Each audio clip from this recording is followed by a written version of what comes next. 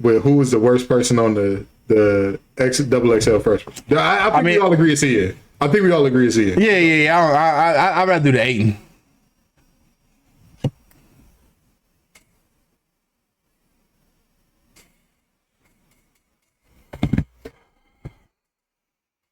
Last year, I knew a lot of them. I knew the one that had Baby Tron on it, and I knew the one that's last year. Was Pac-Man on that one too? Was Pac-Man on that one? No, Pac-Man didn't make one yet, I don't think. I thought Pac-Man made one. No, Pac-Man be spitting, bro. Double XL is tripping. Pac-Man. Tyler got that water, but I'm trying to get drenched. But we friends though? Come on. Hey. I didn't fucking miss on no man. Hello? I don't know. I never. I remember the one with 21 Savage on it was pretty good. I remember that one. Yeah, I remember that one was pretty good. That one was. Everything was just better in 2016, bro. Everything was just better. Like literally, life was just better in 2016. Though. But you know what though? Actually, you know what? We're having this conversation. Let's get into it. One of the rappers a few years ago, I think it was Cash Cobain or somebody like that, said they need to change the format of the cipher because that's not how artists make music no more. Like, did y'all feel him on that, or would you like this is a degradation of rap happening right in front of us? What did you think about that?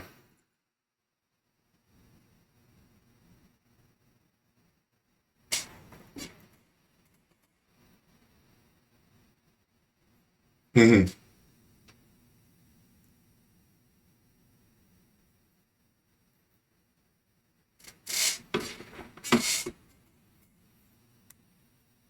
Yeah. Right.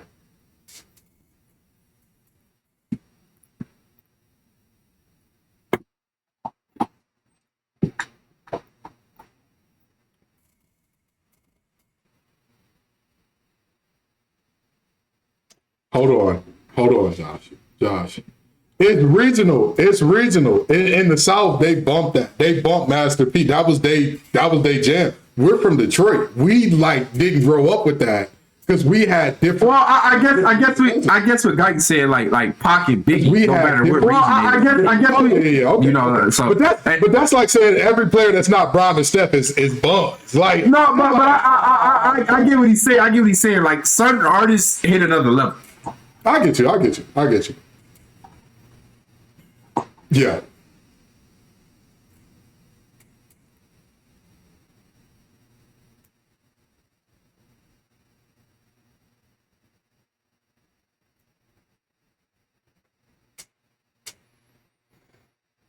Agreed.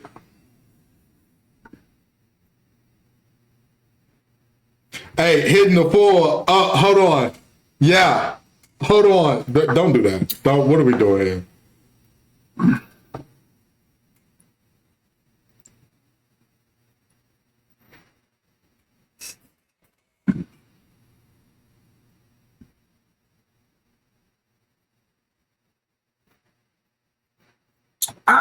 I disagree, bro. I think most people that are successful in music, they probably would have always been successful in music. It's not always about the music. Here's what I'm gonna do. I'm gonna go to Chris. Continue your point. What I'm gonna do is I'm gonna go to the little Rap Life joint in Apple Music, and I'm gonna name the top 10 artists.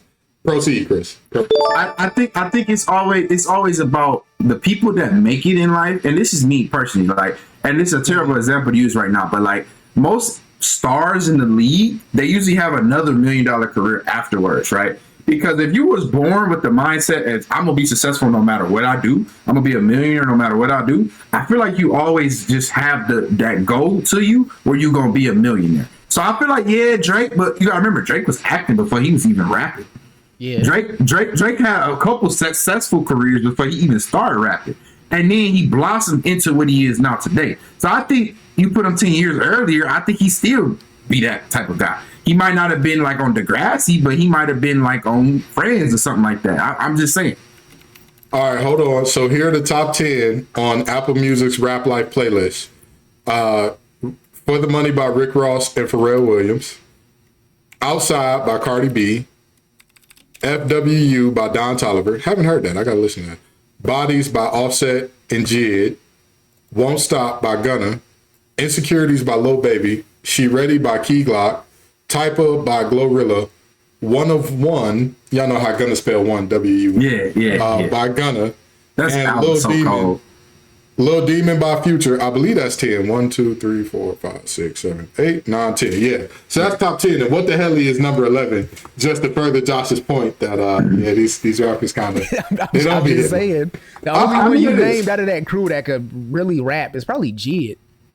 Oh, stop. Glorilla can spit. Stop. Oh yeah. I'm tripping. And you just disrespected Gunna and Future? Hey, I've mean, never listen. been a Gunna guy. Future make hits. Here's the I've thing. never been a Gunna I was guy. about to say, I think Future make hits. I don't know if you told him get in the booth right now. Right. No phone, no nothing. And Give me a 16. No. No, but I mean, it's know. like that's not everybody's specialty though. Everybody ain't off the dome rapping, bro. And you know what? But that's what I was going to say. Chris, I'm going to let you finish it out before we get into our sports combo here. I honestly don't think it's a degradation of music. I think it's being made in a different way. I think that rap is being more commercialized than ever. And with it being commercialized, these new bucks, they go up for the hit. They go up for this sound rock out. And if you ever hear Cash Cobain voice, if you ever hear his music, in the words of Kendrick Lamar, what they talking about? They ain't talking about. Listen. But it's fun. It's fun. It's light. It get the party lit. That type of deal. It's just that we're not in the clubs no more. None of us three are in the clubs to where like it matters to hear Cash Cobain do the hook on Attitude. It don't mean nothing to us, but it means something. I'll say it like this: we came up listening to a generation of rappers that was also influenced by another generation of rappers. The eyeball, the way rap is looked at right now is like essentially pop music. So they just going in there trying to make a hit and try, you know what I'm saying? They're not, I feel like they're not, I'm gonna sound like an old head when I say this, but they're not like properly doing the research on like what came before them, I guess you could say. I disagree. I'm not a music guy, right? I'm not a music guy at all, right? But I love a hook and I love some pop. I love some catchy throwing in the car and make the speakers go dumb, right? What do you notice about that though, Guyton? What they're doing is they're doing the history. They taking old beats and they mumbling on them and letting the beat carry them. That's what they doing. Producers is doing the carrying because samples now is not samples. They just taking an old beat and adding 808s. That's not the same as sampling that we grew up with.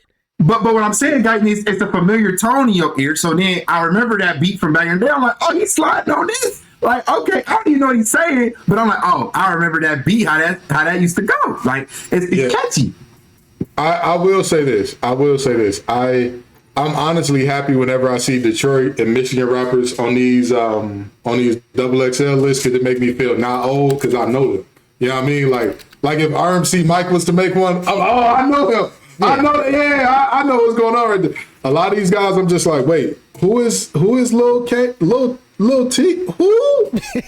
Hey, somebody said these new rappers' names look like captchas. They do. Hey, bro, we gotta bring back real NBA nicknames too. While we transition to sports, bro, we gotta bring back real NBA nicknames because it's getting bad. What is the last? The paradox, the moment, all that. He's the Halliburton. What is the last real NBA nickname? Joker? No, the process. The process, I think, was the last NBA nickname. Joker newer than process.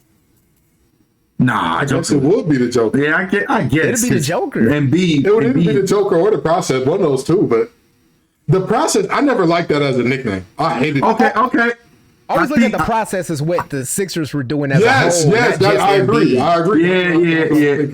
Yeah. But it did become his nickname. It did. Yeah.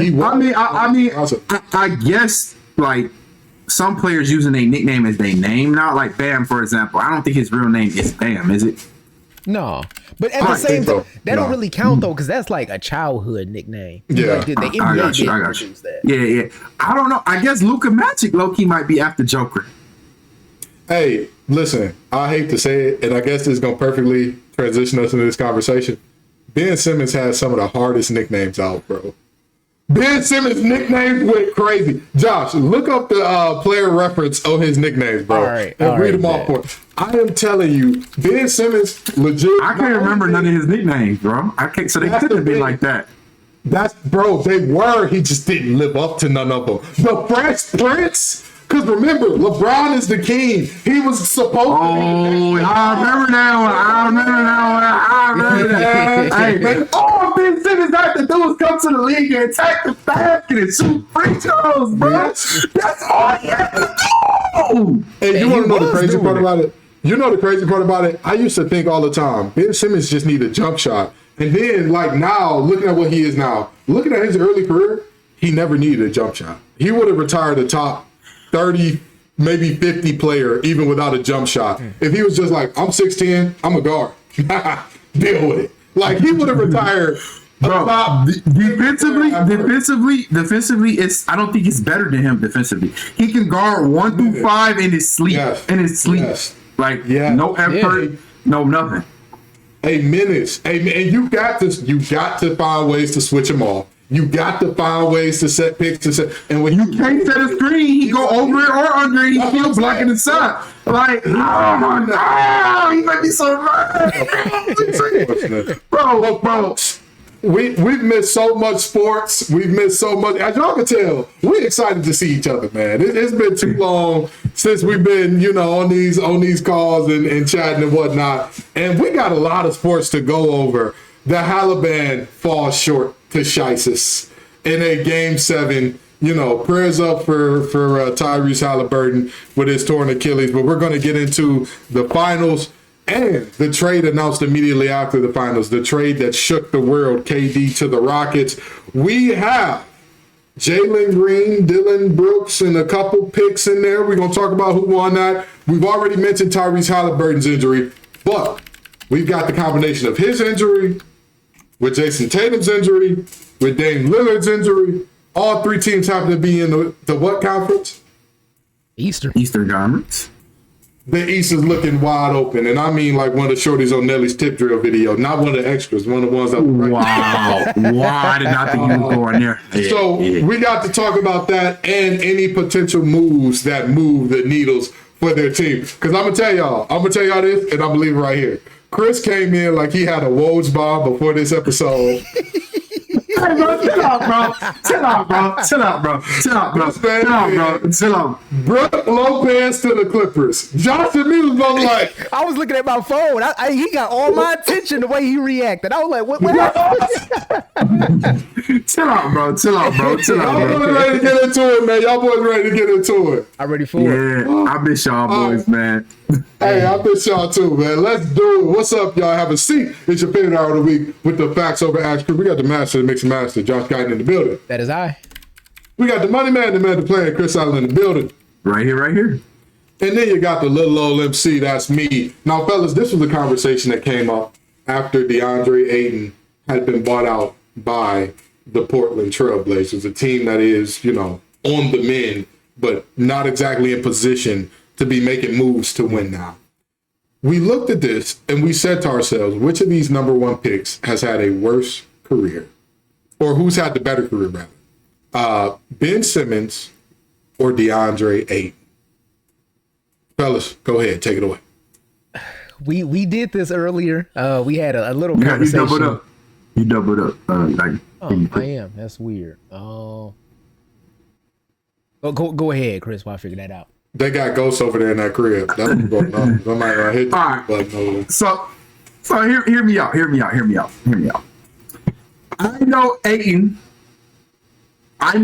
is Up to number one pick, right? I know he's not. Mm-hmm. But what I can say about Ayton, he's a consistent 16 and 10. No matter what team he on, no matter what he's doing in the league. He's just consistent 16 and 10. Right. Okay. Now, I don't know how he fell off a cliff when he left college and couldn't shoot the ball to save his life. But at the end of the day, you check his box score, it's at least around 16 and 10. Okay. Yeah. Now, Ben Simmons at his peak, yes, that was like extremely good basketball we were seeing. Defensively, you couldn't do nothing with him. Offensively, if he went to score to the basket, he could. He just couldn't shoot the jump shot. And at the same time, he was playing on a team early in his career where he was chosen to be the number 2 option, and he couldn't score like a number 2 option, but he still was able to facilitate, get the team involved like a playmaker, like a number 2 option. Then when Joel Embiid came over, right? finally came back from injury. It was hard for them to figure out how to mesh together. But at the end of the day, Ben Simmons is all mental with him. He has all the tools he needs to be a great player. But for some reason, Trae Young scared the living you know what out of him, and he would not lay the ball up on Trae Young. And ever since then, he ain't been the same Ben Simmons. So what I'm saying to you is, and I'm making a compelling argument build up, right? You had about 4 or 5 solid years of Ben Simmons. After that, it fell off a cliff so bad where I don't even think Ben Simmons averages 3 points a game, 3 assists, or 3 rebounds right now in the league. And he's been to what, 4 teams now? 5 teams now? Here's the deal, Chris. You are technically right. He averages exactly 2.9 points per game. 2.9 points, 3.1 assists, 3.8 rebounds. He averaged a triple three. Not a triple single, because at least triple singles, you got 6s and 7s in there, but he averaged 3s across the board. I don't have to look at Ayton's stat sheet, and I know he got around 16 and 10.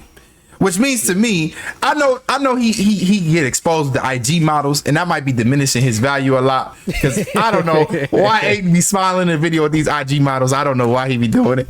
I mean, I will respect this game because Zion be trying to hide it, but he be coming out in the open, be like, hey, I'm with the IG models. This is just me. So, but he got bought out from Portland. I guarantee it's 20 teams lining up to say, hey, Ayton, come play for us. You already got bought out. We don't got to pay you this much this year. Ben Simmons, on the other hand, told people he don't want a vet minimum. He want the mid-level exception. And everybody looked at him like, boy, what? Boy, what? Okay, so $9 million? mid-level That's how much it is for Ben Simmons. He is getting ready to learn some Guangdong Tigers. That's what that young man's getting ready to learn. So I'll leave it to you two, right? I would take a more consistent 16 and 10 without the accolades and has been to the finals. And, you know, when he's playing meaningful basketball, you know, at the end of the day, he's going to give 16 and 10. If I'm a team and I'm a big away and you tell me the best big we got for you is Ayton, I'm like, I ain't hurting that bad. He gonna protect the rim a little bit. I ain't mad at you. But now, am I gonna rely on him to be a third option? Hell no. But if you're telling me I just need a glue guy that's gonna do the dirty work a little bit, I'm fine with Ayton. Okay, Josh, who you got? Who has had the better career in your opinion? Earlier, I picked Ben Simmons.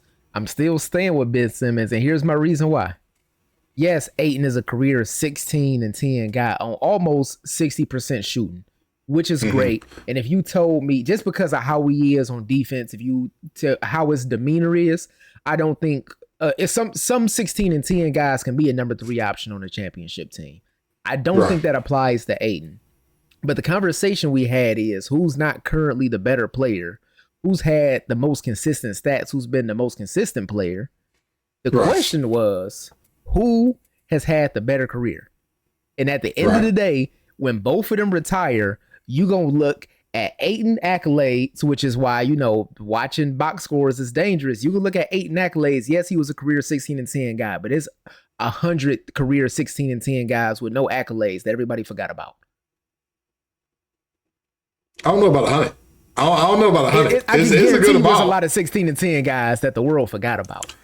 I mean, hold on. The world outside of sports, I get that. Like, if you were to ask the average person who is Corey Maggette, they'll be like, who? Right. Or if you was to ask who is Joseph Nurkic, Joseph Nurkic is like the perfect example. Like a lot of people, like, who is Joseph Nurkic? You know, or Yusuf Nurkic. But the question is, at the end of the day, who had a better career? DeAndre Ayton probably got the accolades right now that he's going to retire with, which is 1 all rookie. Okay. Hold on. What more? Is he gonna make an all-star team? Yeah, I think so. I think he can make it. Here's the thing, and people gonna hate me for saying this. I think that he's been like slightly below a fringe all-star. I think he got have a year or two where it's like, oh my God, DeAndre Ayton made an all-star team. I understand that, but a fringe all-star and an all-star is different. This is not 2003 where Brad Miller might slip up and make an all-star team. He was now are stacked. He was in the Western Conference too, as well. He's in the Western Conference his whole career. And then 3 of those years in the Western, or 2 of those years in the Western Conference, he played for Portland. Ain't nobody being an all-star player for Portland. I'm sorry. CJ McCollum tried it for years, and he had all-star numbers, and they still didn't give him the nod. I mean, come on, man. It took him being a top 15 player in the league to get in. But DeAndre Ayton is entering year 8, and he has had an all rookie. Is he making? Let's say he play another 8 years. Is he making an all NBA team? No, he's not making an all defensive team. I think he can make all defensive as a rim protector. He has the physical tools that, like, if he was to lock in and make a complete 180 defensively, that's what I'm saying. If he was to make a complete 180 in terms of mindset, he could do it. But that's actually okay. So what other accolades is left besides All-Star? How many All-Star teams do y'all think he can make? I think max 2 to 3. I think max. Let's say max 2. Ben Simmons already has those All-Star appearances on his resume.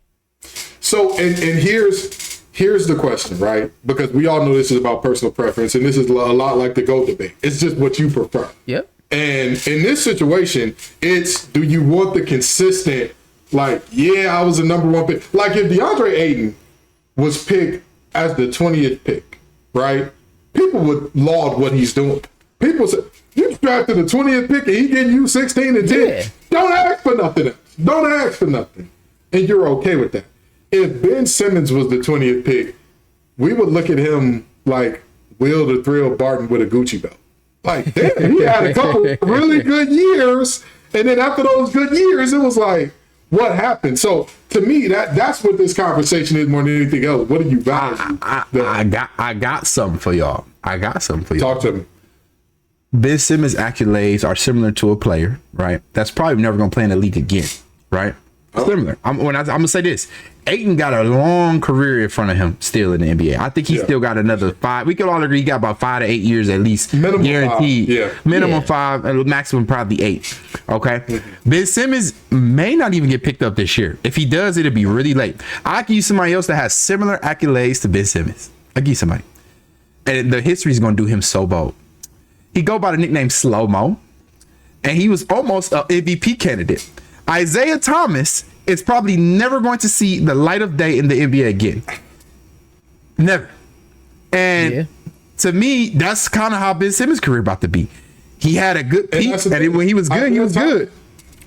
And Isaiah Thomas is lauded because the physical limitations that he had, and Isaiah Thomas wasn't nobody first overall pick. He was picked somewhere in the 20s, correct? He was the last pick in the draft. He's the 60th pick. Yeah. Oh, he was the 60th. Damn. Yeah. He was Mr. Relevant. He could. You can't ask for nothing. You can't ask for nothing.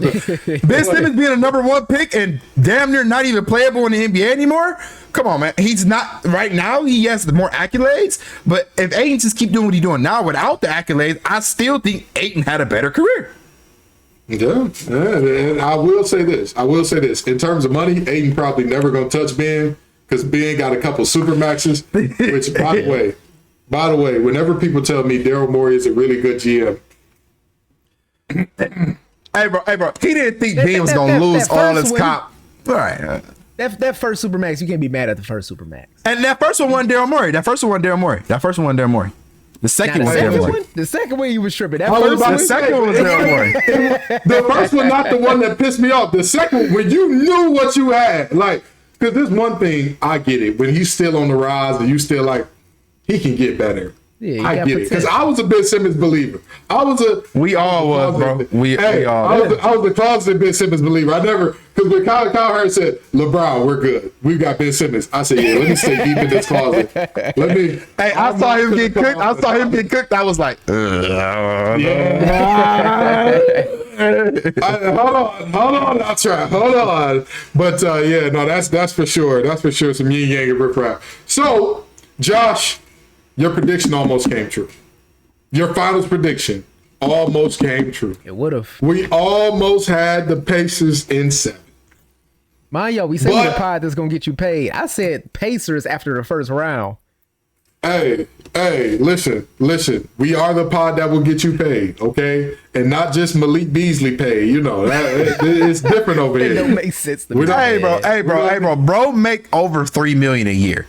He was gambling to try to make a meal, bro. Like, this is a meal, bro. This is that greed that's talked about in the Bible. You got $3 million a year already. Somebody pulled up a clip from one of the games that he gambled on.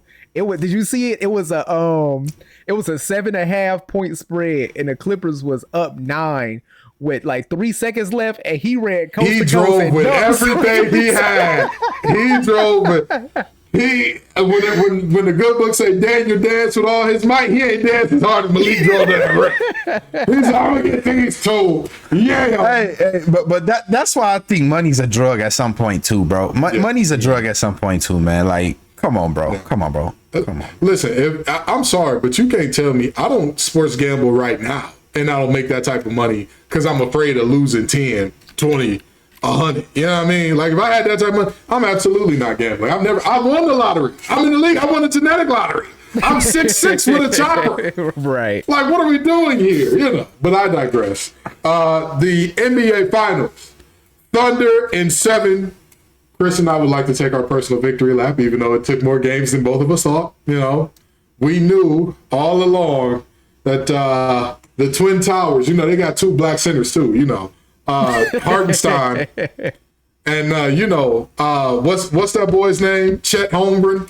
His favorite food is oxtail. So he's honorable mention online. Don't y'all clip that. Don't nobody say. I am joking. Chet Holmgren is not one of us. He is very strange for that. But anyway, the Thunder pull it off in 7. Chris, were you surprised that it took 7? What were your thoughts and takeaways coming away from this? I honestly was very surprised, man. The Thunder currently constructed defensively had every tool to slow down the Pacers, literally.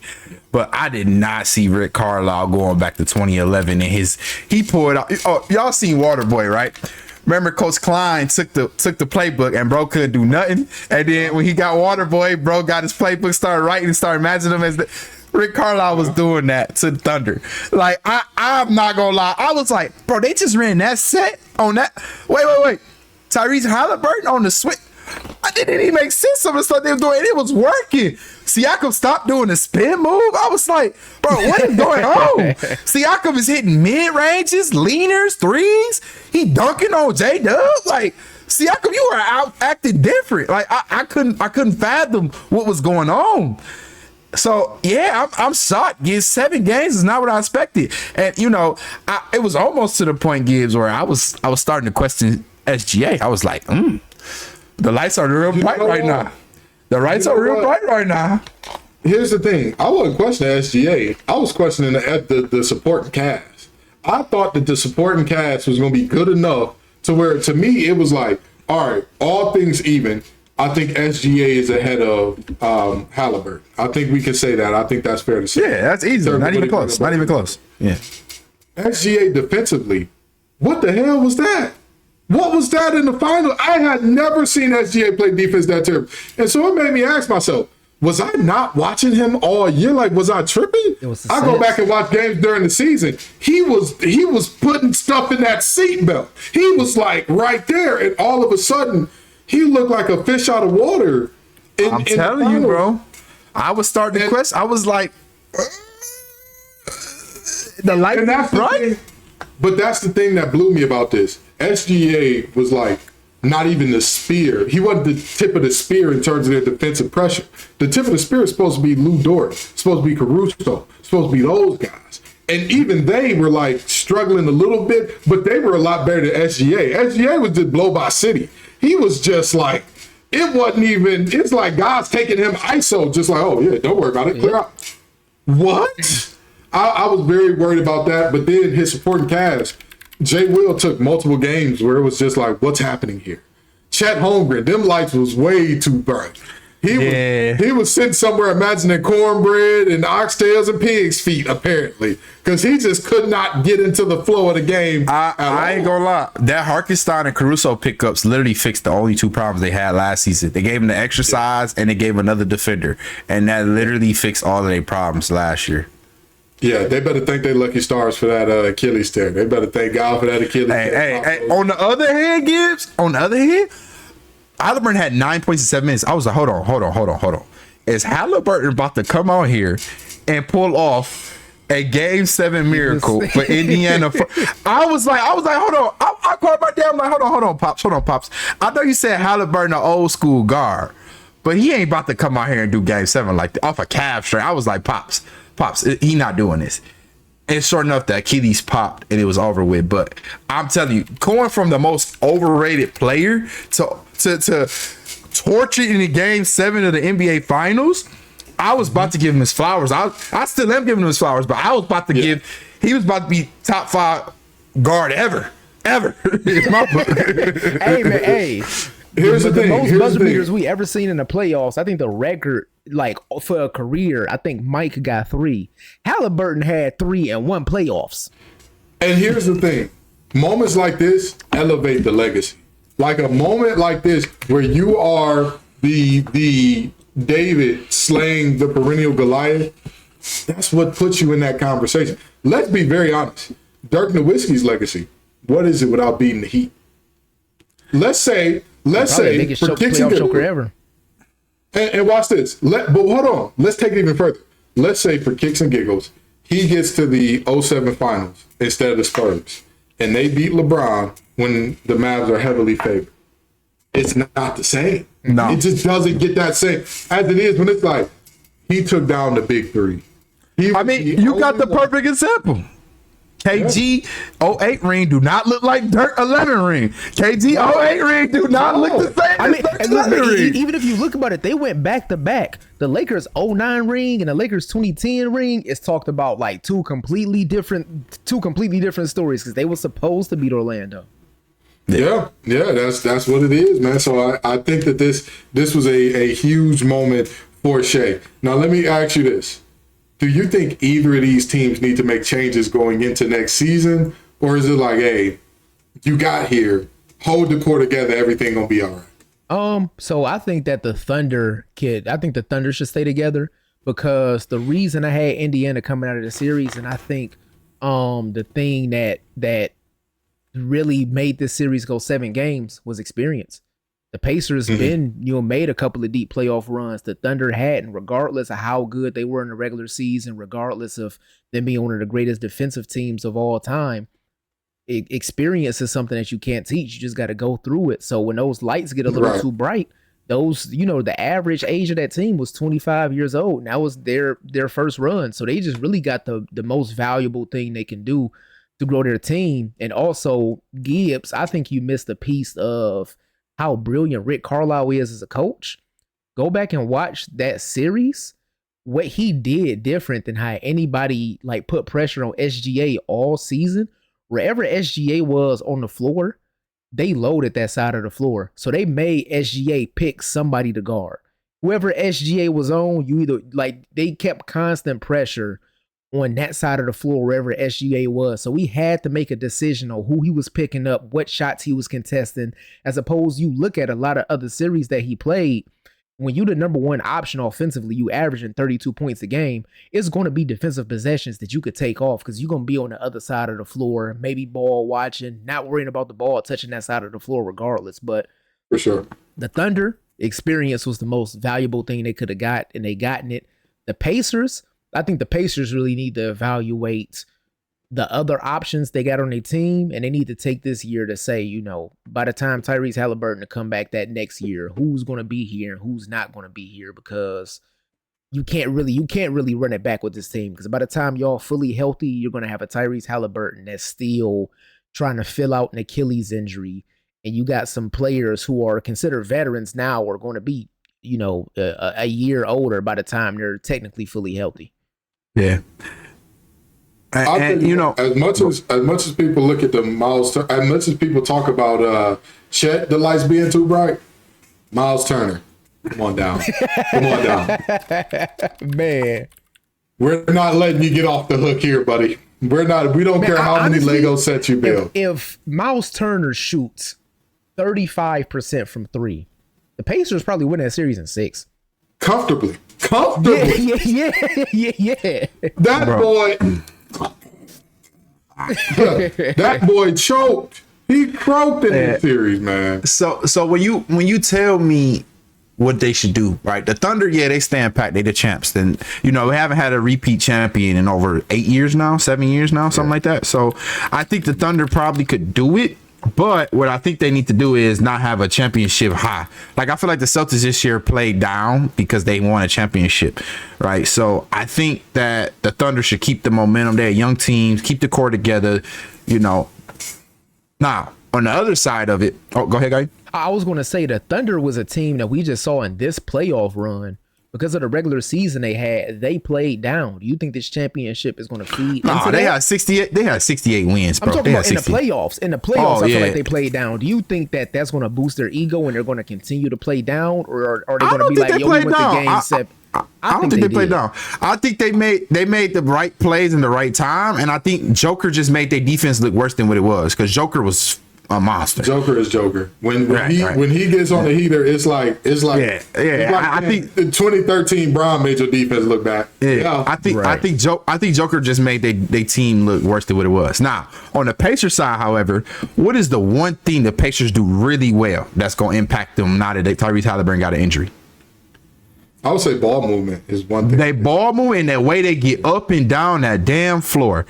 After that Achilles tear, I was thinking, somebody was telling me at the barbershop the other day, and I ain't been in a couple weeks, so at the barbershop the other day, it was like, I don't know, I think the Pacers, when Tyrese Halliburton, his game not above the rim in this, I said, yeah, his game not above the rim, but they play an irky-jerky game. They pick up full court. They run up and down really fast. Like, they get the most fast breaks attempts in the whole league. I don't think Tyrese Halliburton, after Achilles injury, gonna be able to keep that same pace. They're gonna have to restructure the way they play the game of basketball. That's gonna take some time. You're gonna need different players for that. So yeah, Nembhard's still a bucket. TJ McCollum getting older. He's still a backup point guard. Miles Turner's 30, 31. Siakam's 28, 29, 30. I mean, Tyrese Halliburton missing a year. These guys just get a year older, and now they got to play faster. To me, it's to their disadvantage. I think they need to either retool up and find some pieces that are more steady Eddie guys that's going to guarantee you like a 3-and-D guy here, 3-and-D guy here, and you kind of slow that pace down a little bit. Let Tyrese Halliburton be a true point guard. I think that the Thunder, running back, the Pacers are in such a peculiar situation. Because what do you do? What do you do? You can say, hey, we're going to blow this whole thing up. But if you blow it up and it doesn't work, then it's like you blew up a team that was literally right there at the door of the finals, game 7 for nothing. And if you stay the same, like Chris warned about, the style that you're playing is not sustainable. You will not get back with a point guard that is coming off a torn Achilles that is now like, oh, by the way, we're still going to have a up and down grit and grind, or not a grit and grind, an up and down run and gun pace. That's going to be problematic. So I am curious to see what they do. If I'm the GM, I'm leaning towards blow it up, honestly and truly, because I feel you. I look at this team and I say to myself, you know, like Josh said, when you get Tyrese back, how old are these other guys going to be? What are they going to be? Is anybody, let's say it like this, is anybody's best basketball ahead of them in that Indiana? I would say just Nembhard. Just Nembhard. I would say Mathurin too. I say Mathurin too. Yeah, Mathurin. Yeah. Okay, Nembhard and Mathurin. Yeah. But if your best basketball is not in front of you, what does that mean? It's behind you. And you're going to get further and further away from your best basketball. You're going to get further away from the best version we saw of you. So I think that's a little problematic. I don't think they have enough, they got enough pieces to go out and go to a tank, but then you have Halliburton coming back. Whenever Achilles tear, I always factor 2 years in. So we gonna be in 27 when Halliburton come back. And I mean, tanking 1 year does you nothing nowadays. You kind of have to tank like 2-3 years, right? And I'll let you the maths. Yeah, unless you the maths. Yeah. But I just think that you don't really benefit from having a Tyrese Halliburton on your team tanking while he's on his prime, right? I don't think you do. And his prime might even be cut a little short because of this injury. I mean, not too many players come back from this injury. Like, out of all the players that had Achilles injury, I would say Kawhi and KD, the only two where you was like, okay, it slowed them down a bit, but it didn't really make them a shell of themselves. Yeah. I'm very intrigued to see how this goes. But we thought last year we for sure got a repeat champion in the Celtics. We thought like, oh, there's no everybody way. Did, bro. nobody's coming. You know, there's nothing here. And now because of the second apron, that team is torn apart and tattered and left in pieces. So, you know, very, very interesting stuff going on there. I think they made some solid moves, though. I think they did. Oh yeah. But let's talk about a team that never quite got there. You know, they put together a big three of sorts. You know, and they never quite did it. The Valley Boys, as they call them, the Phoenix Suns. They trade away star player Kevin Durant for, and I quote, this is the trade. They traded him to the Rockets for Jalen Green, Dylan Brooks, 1 first-round pick, which, by the way, is not their own, because remember, the Suns sent away their first-round pick. What was that, in the CP3 trade, was it? Yep. Yeah. Okay, they sent their first-round pick to them in the CP3 trade. They didn't get that first back, but they did get the Rockets first, which we all know is going to be better, and 5 second-round picks. Fellas, who do you all think won this trade? Did the Rockets give away too much? Did the Suns get fleeced? I'm gonna let you start. I'm sorry, guys. Yeah, these my Rockets, man. Hey, I am ecstatic. Jalen Green, you take that old woman, you go to Arizona, you dry in the desert. You dry in the desert. I don't care what happened to you. I don't care. Let me tell you something. Anybody that think that the Rockets didn't fleece the Suns in this trade, when's the last time a second round pick? I'm gonna start from the bottom up. When the last time a second round pick turned into a star player in the league?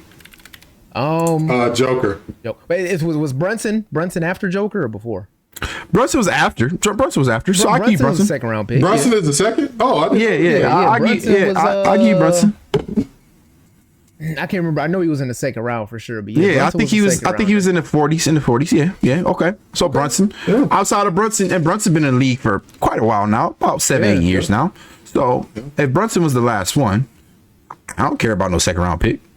I mean, they clearly you get what you get from a second round pick. Not many of them really turn into a star. Okay. All right. The first round pick. Yeah, I see it. But at the same time, what is a first round pick going to come in and do what a 36-year-old KD can do? I mean, 50, 40, 90 guy, 25 a game. Yeah, he can't lead a locker room, but I got Ime Udoka at coach, so I don't really need him to lead a locker room. I got a good coach. That's fair. All right. That's fair. If KD came into the playoffs this year and averaged 21 points this playoffs, he would have averaged more than Dylan Brooks and Jalen Green combined on just 21 points. And that's me rounding up for Dylan Brooks and Jalen Green. That's me rounding up. Okay. Jalen Green had one game this playoffs where he had above 10 points. One game.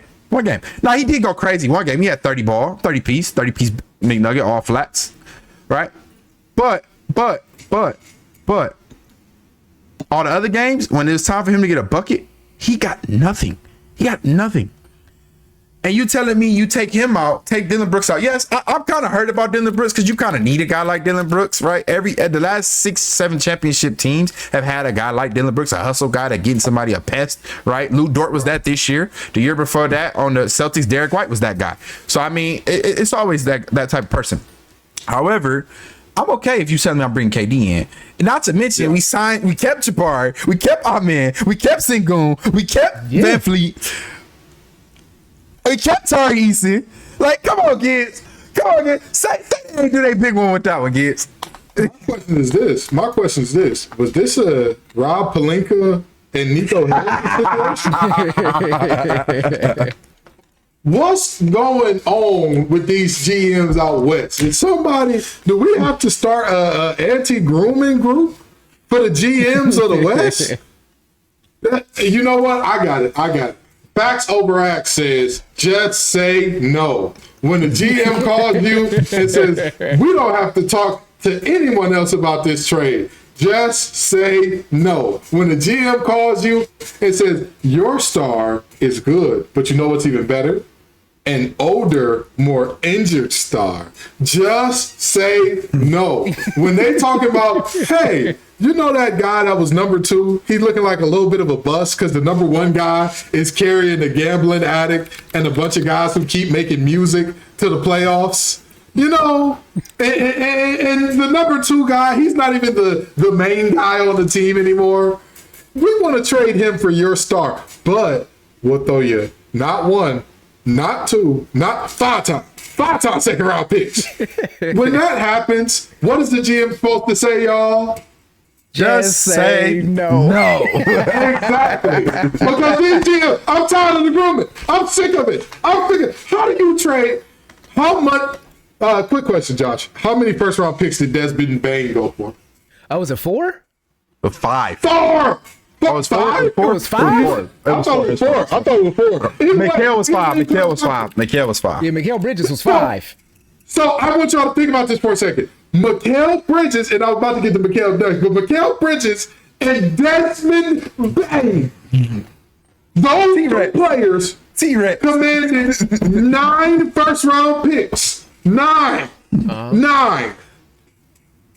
They got more in those 2 players than the Suns did for Kevin Durant. And here's the thing about the Suns. I understand the fire sale, and I understand everything must go, the pieces go cheaply during a fire sale.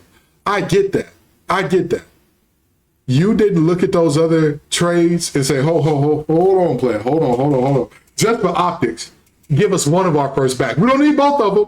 Just give us one of our first back. We need just one of them things back, and we'll be all right.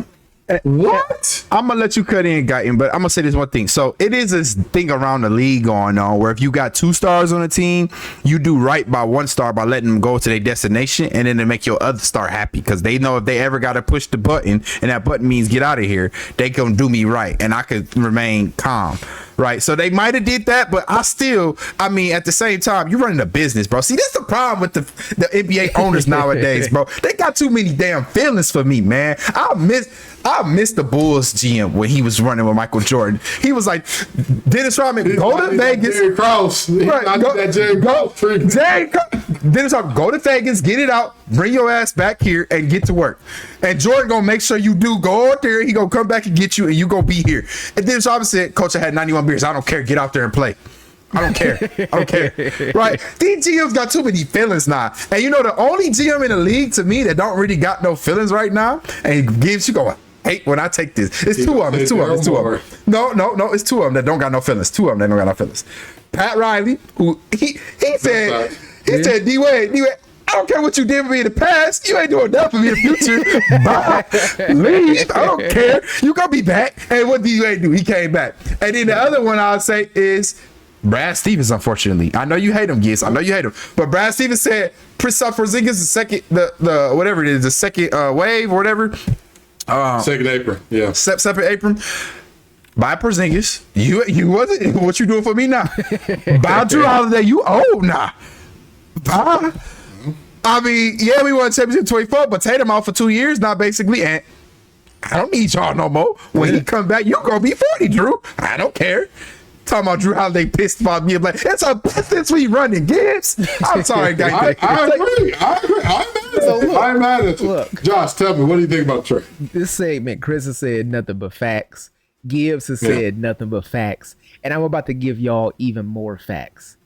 The reason that this show is called Facts Over Acts is because we give y'all factual information on what's going on in sports, and we not one of those shows that's about to cheat you. Because when we tell you we watching these games, we watching these games. Whenever y'all spending y'all 8 p.m. on Wednesdays doing whatever y'all do, we in front of the TV and we watching these games. We watch them legally. We on NBA TV. We got league pass. We got league pass. We got league. So, I talk to, I'm telling you, it's 3 people on this planet that I have serious sports conversations. Actually 4. But 3 of these people, both of y'all here and my girl was the only people that was like, damn, that's all they gave up for KD? Like the Rockets kind of got away with a steal. And I'm thinking it's so many people that's like, oh man, you gave up a young star in the future. You gave up your defensive enforcer. You can't be watching the games and you are still saying that. And I did some thinking. Why are people thinking this? Because people thinking that you're getting the same productivity from Jalen Green and Dillon Brooks in the playoffs that you are getting from Kevin Durant, who is arguably, even though he's about to turn 37, I believe, he's the best pure scorer we probably ever seen with our 2 eyes. And I figured out why. One, let's get Dillon Brooks out the way immediately. Dillon Brooks is one of those guys that Y'all went to school, it was probably middle school, because like middle school kids were just menaces. But y'all know that one dude in y'all middle school that did so much talking that people thought he was tough, but when he actually got into a fight, like he got the beats put on him. Yeah. That's what Dylan Brooks is. I'm gonna tell y'all after the show. I went to Ludington. I'm gonna tell y'all know him. He went. I'm gonna tell y'all who it was for. I have a very good idea of who it is. Who you're talking about. Dylan Brooks is that guy. Dylan Brooks has some games where he's able to put on the pressure and he bark a lot and he get under people's skin, but these are people that's not championship caliber players. So people hear Dylan Brooks, they hear minutes because he talk a lot and they think that the Rockets are giving up a valuable piece. Dylan Brooks was unplayable in that Golden State series because he couldn't guard anybody. And I'm not talking about Jimmy Butler. I'm not talking about Stephen Curry. He couldn't guard Pods. He couldn't guard Gary Payton II. Yeah, he was getting cooked. He was. So that's part one. Part two, 2021, the world already been shut down for a year. A lot of people were heavier into sports than they usually were just because it was really nothing to do. You know who got drafted in 2021? Was that Jalen Green? Jalen Green was the number 2 pick in the 2021 draft. And he did a lot of barking. He did a lot of social media. He was a social media star. The city lame. I didn't want to be there. Yeah. All that. Jalen Green was a social media star before he even touched the NBA court. So people know the name Jalen Green, even if you're not watching the basketball games, right? Mm-hmm. It was a point in time where people were saying first season, second season, people were saying Jalen Green is the best player in the 2021 draft class. Jalen Green is not a top 5 player in that class 4 years later, and I make the argument he might not be top 10 in that class. That's a tough class, though. That class is nice, though. I just want to know, for everybody who said he was better than K, and I'm not joking when I say this, because everybody gonna say hindsight was 2020. Y'all can go look at my tweets. Y'all can go ask anybody who's ever talked to me. Y'all can run back episodes. I always said episodes of Facts of Racks. I want to be a Jalen Green guy. Yeah, I got cooked. I'm cooked now. I'm cooked. I always said they were in different categories based off of stuff that like they couldn't even control. For example, Cade is. Everybody says that Cade is one of those players that's taller than he's listed at. Like everybody's like, yeah, Cade got to be a good 6'8", 6'9". Jalen Green is one of the players everybody says he's shorter than what he's listed at. Jalen Green is only listed at 6'3", 6'4". What's the problem there? Jalen Green doesn't have prototypical one playmaking. He doesn't have prototypical one ball handling. And if he's going to guard twos now, he's undersized. So look at that.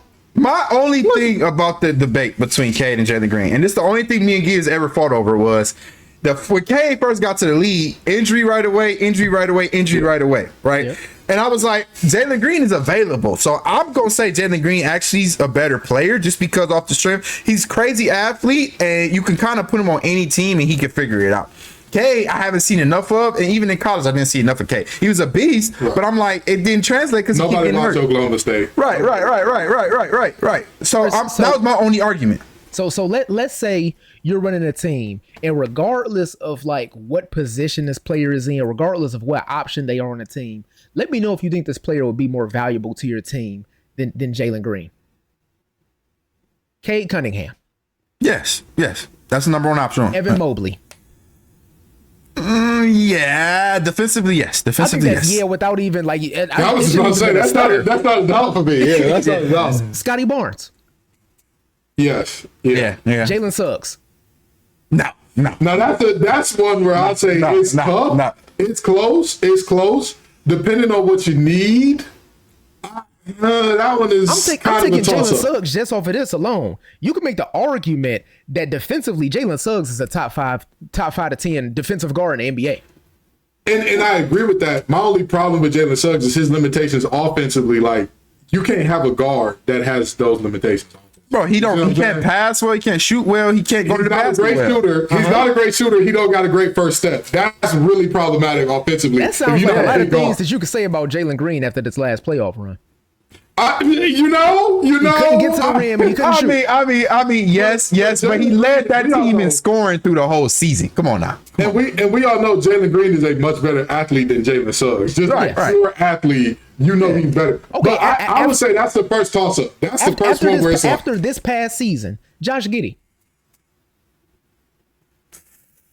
I'll take Jalen Green over. But that's that. You got to think about it. It's tough. This is a but I'll player take that people were saying was the best player in the draft class, and you're going over Josh. Giddey. I mean, because he didn't go to college. He went to the Ignite team. Okay. So I mean, whenever you do that, I mean, Franz Wagner. Oh, Franz all day. Yeah, I'm taking Franz over easily. Okay, Alperen Sengun.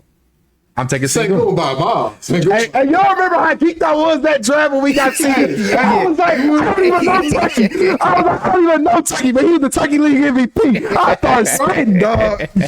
Hey, Chris, you was right, brother. I got to give your props on that one. Trey Murphy III. Oh, give me Murph. Yeah, give me Murph. Because he's so valuable defensively. He's like, it's hard to replicate that. And you know what I hate what they do with Trey Murphy right now? The Pelicans shopping him around right now, and people saying you want too much for him. I'm like, a 6'8" defending 3-and-D guy that can put the ball on the floor? Yeah. Hey, This is literally Cooper Flag. We see with Malik Beasley going, if I'm the Pistons GM, if I'm charging, hello, how much do you want? What do you need? You tell me. You set the price. Listen, bro. They might have been trying to add me to the Just Say No GM program if you tell me he on the floor. I ain't gonna lie. I honestly think Trey Murphy is Cooper Flagg's floor in the league. That's how good I think Trey Murphy is. I think that's his floor. I think he's going to be a lot better, I think, but I think his floor is Trey Murphy. Yeah. And that's a solid player. That's an 18-5 guy that can defend his ass off. Okay. And I'm going to give y'all one more college. player. He went to the Ignite team. Okay. So, I mean, I'm going to give y'all Cam Thomas. Nah, I'll take him. I'll take him over Cam. That's the first one that Jalen's won comfortably. I'd comfortably take him over. This is a player that y'all are talking about. People were talking about is the best player out of that draft class, and they gave up Dylan Brooks, who was unplayable in the playoffs, and they gave up Jalen Green, who literally played. They went what 6 games with Golden State? Mm-hmm. The 7. It was 7. Did they 7? It was 7. Yeah, it was 7. Yeah, it was 7. Jalen Green played a total of 9 minutes across 7 games in the fourth quarter because he was unplayable. You gave up 2 players that were unplayable. They were running a big lineup too. They were running Adams, Sengun, Jabari, and they were running Amen. That's a solid. Why is that? Why is that? I mean, I get it. Anthony Edwards 6'3". He had no problem playing against Golden State. But the thing is this. The thing for me is this. If we were going to say Ime was going to go with a big lineup, you should still have to have. If Jalen Green should have been a point guard. He should have been a point guard. He should have been a point for that. So you're talking about 2 players who were unplayable. You giving up a first round pick, which you still had. Houston still owns their first round pick, right? Mm-hmm. They still have their first round pick. You giving up 2 players. Oh no, they have the Suns' first round pick. They gave up the Rockets' which is much more valuable. Houston is a playoff team. Yeah. Phoenix isn't. Yes. Yeah. Okay. I agree. 2 players that were literally unplayable against a team who, outside of Draymond Green, really wasn't playing a lick of defense. As much people call Jimmy Butler an elite defender, Jimmy Butler was not playing elite defense this season nor playoffs. I don't think he can go back no more. I don't think Jimmy's that locked down guy no more. Exactly. And you gave up 5 second-round picks, which, trivia question for y'all, how many second-round picks have become all-stars since the inception of the National Basketball Association? I'll say 10. Probably 6 or 7. I could think 15. 15. Oh, okay. But you're talking about a group of 30 players over the course of, let's just say, 50 years. You're looking 75 years. 75 you're years. Looking at 15. You're looking at 15 people out of a group of 1,500. You're looking at literally the 1%. So you're giving up essentially bargaining chips for a player that, even though he's about to turn 37, let's say Kevin Durant has his worst playoff performance ever. And come out 25, 5, and 5. That would be his worst playoff performance ever is when he was 21 years old. He went to the playoffs and he still gave you 25, 7, and 6. Hey, sign me up, baby. I'm proud of you. Look. You're still keeping You see it on the wall. You see it on the wall. You're still keeping elite defender Tari Can I Eason. tell You're y'all still something? keeping Can I elite tell you defender something, Thompson. though? You still got Van Vliet. You still got Sengun. You still got Jabari Smith Jr. And Can I tell you something? Though? We talking about draft picks. You know what's funny? Kevin Durant and Jalen Green were taken with the exact same pick. Yep. And Jalen Green is going into year 5. You know what Kevin Durant was doing when he was in year 5? Winning the MVP, wasn't it? And in the NBA Finals. Yeah. Hey, bro. I don't care. I don't know what it is. Them GMs out west. And you know what's funny? I shouldn't say this, but I'm gonna say it because I don't care. I want us to blow up so bad. They were saying Ime Udoka was really pushing for this trade, and then they said he needs to stop pushing. That's why he got out of Boston so quick because he was pushing too damn hard. I'm gonna tell you. This trade here. Anybody who says that the Houston Rockets gave up too much, I would say this. I can see the value of a Dylan Brooks if you're a win now team. I can see it. He could be your second, third best defender that you're like, hey, if we got to go out there and guard it and Edwards, you cannot have one guy do it all game because at some point he's going to get in foul trouble. If I got to guard a Shea, we cannot have one guy do it all game. They're going to get in foul trouble. I can see his value for that. For the Suns, what are y'all doing? You run. The Suns have 7 shooting guards right now. They have 7. And they drafted one. They drafted another guard. And here's the other part. They traded for Mark Williams and then drafted Kamen Malawach. What are we doing here? Do they think that it's going to be like college and you can just trot out 3 guards and 2 centers and like everything is okay now? Like, what is it? And not to forget, press the button. Press the button, book. Yeah. Press it. Hey, he just threw the first pitch out at Comerica the other day too. I was like, Book, please. Hey, if Book go to Detroit, he's so wide open right now. If Book came to Detroit, I know we running low. They're doing a fire sale. They're doing a fire sale. Give them 3 firsts in like 2029, 2033, and like 2034, and a box of Snickers. See how they act. See what they do. Go ahead, John. I was just going to say, I know we running low on time. Real quick, give me your top 3 contenders coming out the East for next season with all of the injuries and everything we got going on. So it's hard for me. It's hard for me because Giannis gotta make his mind up, and everything in me telling me he ain't staying in Milwaukee. Everything in me telling me he ain't staying in Milwaukee. Because like, if you're bad in Milwaukee, you gotta remember the history of this franchise, right? They were so bad that they were losing so much money. They lost the arena. Another state owned their arena. Then when they drafted Giannis, the ticket scales went up. They bought their arena back and remodeled it, which is the FTX arena. I just went. Beautiful arena. That's literally the place that Giannis built, right? Literally the place that Giannis built. Quite literally. Yeah. So when you think about it, you're bad in Milwaukee. What is there to do in Milwaukee? I live in Chicago. It's an hour away from Milwaukee. Every time I go to Milwaukee, I'm like, I ate, now what? You can go see my man's perform. Your man was dropping down, getting his dropping low. Hey, listen, I'm scared of Milwaukee. They said they'll split your wig, they'll bust a twerk over your head. I said, hey, listen, bro. This is my sign. I got some signs when I go to, because I travel a lot, so I got some signs when I go to major cities, right? And I know like it's a city popping or not, right? When you drive around downtown Detroit, right? It's a game day. You say $25 parking at the low end. That's low end. At low end, right? Yeah. At the low end. You drive around Boston, you see parking 40 is the lowest, right? 40 in Northeast. You drive around New York, parking in Atlanta. Atlanta. I was just at a game. Y'all know I was just at a Hawks game this year in Atlanta. I paid $25 for a spot a mile and a half away from the arena that I had to walk to the arena. And mind you, it was 40 degrees, right? Okay. Another city that will blow your mind. Charlotte. You think Charlotte, pretty cheap. For NBA games, it's probably Panthers games. They don't really show up for Panthers games, but Hornets games, they be out there for some reason. And also, if you ever been to the city of Charlotte, even outside of sports, it's so much going on. Right. That it's like parking. Right. So those are my visual cues. Chicago, $50 every time I go down there to go park, right? For the whole day, right? I went to Milwaukee for a game. November play-in game where they played the Pacers, the team that put them out the playoffs. The team that put them out. $3 to park. Yo. He paying for the two for Tuesday Coney special. Did you have to for walk? parking? I was a block away from the arena. I came to do 10. I said, bro, y'all gotta stop charging 3. I said, take 10. Take 10, bro. Take 10. I said, take 10, please. Chris, you a businessman. You know better than anybody. Supply and demand, baby. Supply and demand. I said, brother, there's no way you just charging $3 here. He said, yeah, bro, $3 flat rate, get you the whole night. I said, too, like the whole night. He said, literally, if you come at 8 in the morning, your car still be there, $3. I said, bro, take 10. I'm gonna tip you. I'm gonna tip you. Hey, I'm not gonna lie to you. That price would have scared me. Like, if I saw $3, that's why I gave him $10. That's why I gave him $10. I live in Raleigh, North Carolina. Right?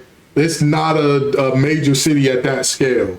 Okay. For the state fair and for NC State football games, you are not finding no $3 parking a block away. Hey, brother. No, hey, absolutely not. Hey, if you come to North Carolina for the state fair, you got a better chance finding parking at the Super Bowl before you find parking at the state fair. For $3? For $3? Absolutely not. Absolutely. That's what I'm saying. Parking goes crazy. Hey, that's what I'm saying. I got a plug. Thank God I got a plug. You know who you are. Shout out to you. Keep giving me them. That's what I'm saying. Ooh. So to answer your question, Guyton, I'm thinking Giannis gonna ask out, right? Yeah. So it depends on where he go, but I'm taking him out of contention right now with all the injuries. And if you look at this year, if the Pistons somehow beat the Knicks, Tatum tore his Achilles, and I take the Pistons in that series as well. I take the Pistons without Tatum in that series as well. Yeah. Okay. And then you got the Pacers, which is a 50-50 to me. Both middle of the pack teams that play really hard. And I think Cade Cunningham is by far the best player in that series.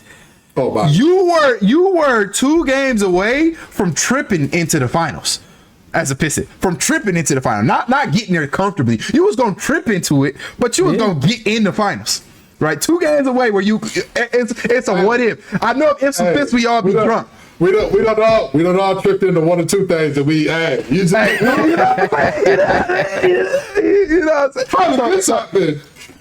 we'll take it. So I say that to say, right? I like the Pistons. Now, a new coach in New York would do them wonders, especially if they go with the coach. I think they're gonna go as Mike Brown or Malone. I'm surprised they haven't interviewed Malone, but if they go with Mike Brown, I really like that because Mike Brown gonna play 11 guys. And that's really all the Knicks needed to do this year, right? And really got enough depth to do so. They got enough depth. They got enough depth. And I really like the pickup of Lonzo Ball to Cleveland. I don't like Cleveland. Just Cleveland without LeBron to me is like a snake bitten franchise, and they never will get $1 of my money bet on them for anything at all. He put them on the ban list. Yeah. I can't do it. But I really like what they did with Lonzo trade, and they got rid of Isaac Okoro, who was wasting time on the bench. Defender, yeah, but I think Lonzo, if he only got to play 40 games and you still trade Garland to get a serviceable starting point guard and Lonzo's your backup, I think you got a solid team. So I'm going to go with those 3 teams. Okay, so you got the Pistons, the Cavs, and the Knicks. Yep. Okay, all right. I would say if I got to name 3 out the East right now, I'd say definitely the Pistons. I mean, they like you said, they were right there against the Knicks last year. I'm deeply worried about the Knicks, but they have too much talent for me to count them. Right. That's what I'm saying. Yeah. But there's so much talent in such a banged up conference that I've got to give them their respect there. The third team is a real wild card for me. And like Chris said, if Giannis stays, it'll be the Bucks because I have a feeling that even without surrounding Giannis with good talent, even with Dame sitting on the bench and just sucking up a ton of money, you still looking at a situation where it's like, all right, Giannis might could get you there. I like the Cavs, and like the Cavs have shown the propensity to be damn good and all that in the regular season.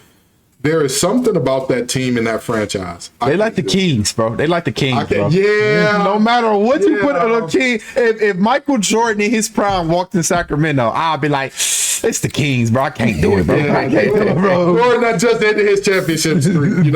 If instead of the unofficial ban, as people call it, aka the baseball retirement, he would have went ahead to the Kings. I still would have been like, yeah, the Kings ain't gonna get it done. They ain't gonna get it done, Josh, who your teams out the East? One, I'm going with Detroit, and I think going into the season, especially not knowing what Giannis doing, I think the Pistons are heavy favorites. And I know it just said experience is the best teacher, but when you in the Eastern Conference, like it's really a toss up between any game because outside of Boston, you're not really looking at teams that got a bunch of experience. So I'm going Detroit first, almost by a landslide. It's shocking me that I say that, and I actually think they're probably making a move this offseason that makes them even better. Wet like I'm booked. Number two, I'm going with New York, just simply based off of talent. I think if they played some more players off of their bench and, you know, you're not looking at players playing 44, 45 minutes and a dog tired at the end of the game, they could have won some games that they lost. Agreed. Number three, y'all might think I'm a little crazy for this just because this team don't play great defense and we haven't been able to see their ability to shoot the ball. But if they can stay healthy, because really they've dealt with crazy injuries these past 2 years, the third best team out the East is Orlando. That's a good one. Bro, we drinking Orlando Kool-Aid in 2025, bro. I was just about to say, Orlando Guy, bro. Crazy. Guy, bro. See me outside. See me outside, Name me a guy. team in the East that's showing up bigger than Orlando. Here's the thing, though. The problem that you mentioned with them is a very big problem. Like a lack of shooting in today's NBA. But you also in the Eastern Conference, they got enough players that can consistently score without the three to where you gonna win some games just simply based off talent. The door open. Yeah. They had Shaq and goddamn Penny, and they couldn't do nothing. Yeah, they couldn't do nothing with Shaq and Penny. Hey, all I'm saying, we can say this conversation for another day. Because I know it's been a really big deal what Kobe's legacy is on basketball, especially a lot of people. If you go on TikTok, it's like people calling him trash. I wasn't even old enough to watch him play. Mm-hmm. Shaq is number one option, a little overrated. The most dominant player ever.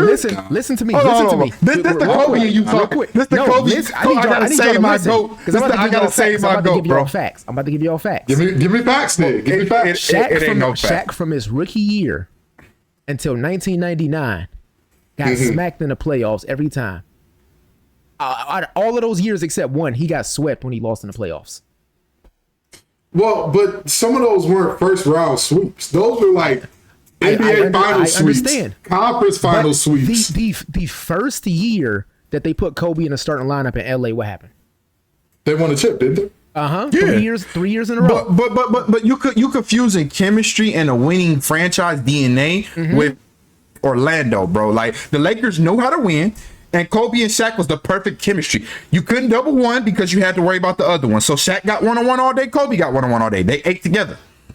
But I'm saying, people talk about Shaq's legacy in LA as if Kobe was irrelevant. You could just take Kobe out. No. That's people that don't know ball. That's people that don't know ball. That's people that don't know ball. I will say this. In most of those finals, yes, but that's just like one series out of the deal. Like if you look at the totality of those playoff runs, Kobe was right there with him because there were series where it was objectively like, hey, that team, they don't have the guards to keep up with Kobe. Yeah. They got a big that can do something with you, but they don't have any guards that can do anything with Kobe whatsoever. So I mean, if your assessment is that Kobe was not needed by Shaq, you out your mind. But it's the same in the inverse. You also can't say that Shaq wasn't needed by Kobe because young Kobe, as great as he was. Young Kobe for sure. I'm just saying Kobe got 2 rings without Shaq. D-Wade had to average 35 on 60% shooting to get Shaq a 4th ring.